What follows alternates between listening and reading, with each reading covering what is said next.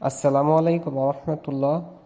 প্রিয় শিক্ষার্থী, আজ আমরা কথা বলবো হাওর, বিল, হ্রদ বা লেক নিয়ে বিভিন্ন চাকরির পরীক্ষায় আসা গুরুত্বপূর্ণ কিছু প্রশ্ন নিয়ে। আশা করি ভিডিওটি আপনাদের ভালো লাগবে। যে ভৌগোলিক এলাকাটি রামসার সাইট হিসেবে স্বীকৃত টাঙ্গুয়ার হাওর। প্রান্তিক হ্রদ যে জেলায় অবস্থিত বান্দরবন। চলন বিল অবস্থিত পাবনা, সিরাজগঞ্জ ও নাটোর জেলায়।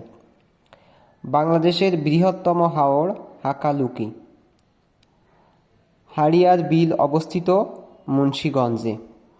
ভবদহ বিল অবস্থিত যশোর জেলায়। হাকালুকিয়া হাওর যে জেলার অংশ সিলেট।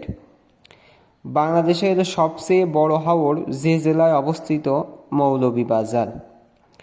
প্রাকৃতিক সৌন্দর্যের জন্য বিখ্যাত বাংলাদেশের একমাত্র জলপ্রপাত মাধবকুণ্ড অবস্থিত মৌলভীবাজারে। বাংলাদেশের বৃহত্তম বিল চলন বিল। ফুয়াস লেক অবস্থিত চট্টগ্রামের পাহাড়তলিতে। বগা লেক অবস্থিত বান্দরবন জেলার রুমা উপজেলা থেকে 20 কিলোমিটার দূরে। তামা বিল অবস্থিত সিলেট জেলায়। কাপ্তাই হ্রদ অবস্থিত রাঙামাটিতে। বাংলাদেশের একমাত্র পানি বিদ্যুৎ কেন্দ্র অবস্থিত কাপ্তাই হ্রদে।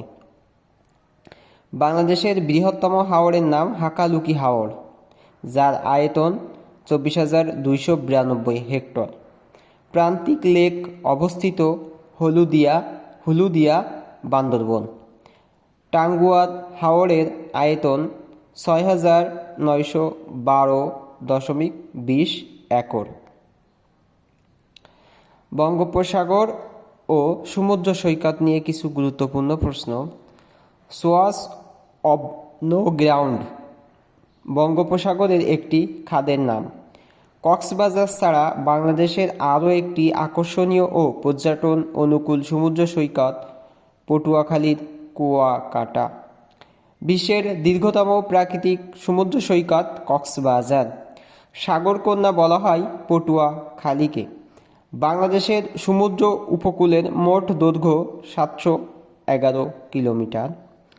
কুয়াকাটা সমুদ্র সৈকতের দৈর্ঘ্য 18 কিলোমিটার। পৃথিবীর দীর্ঘতম কক্সবাজার সমুদ্র সৈকত এর দৈর্ঘ্য 120 কিলোমিটার। বাংলাদেশের উপকূলবর্তী উপসাগরের নাম বঙ্গোপসাগর। প্রশ্নটা আবার রিপিট করছি। বাংলাদেশের উপকূলবর্তী উপসাগরের নাম বঙ্গোপসাগর। বঙ্গোপসাগর যে মহাসাগরের অংশবিশেষ ভারত মহাসাগর। বাংলাদেশের একমাত্র যে সমুদ্র সৈকত থেকে সূর্যোদয় ও সূর্যাস্ত দেখা যায় কুয়াকাটা সমুদ্র সৈকত। আশা করি আজকের ভিডিওটির মাধ্যমে আপনারা এই হাওর, বিল, হ্রদ থেকে যে গুরুত্বপূর্ণ প্রশ্নগুলো আছে এই প্রশ্নগুলো শিখতে পারবেন। সবাইকে ধন্যবাদ। যদি ভিডিওটি ভালো লাগে অবশ্যই চ্যানেলটা একটা সাবস্ক্রাইব করবেন। আসসালামু আলাইকুম রহমতুল্লাহ।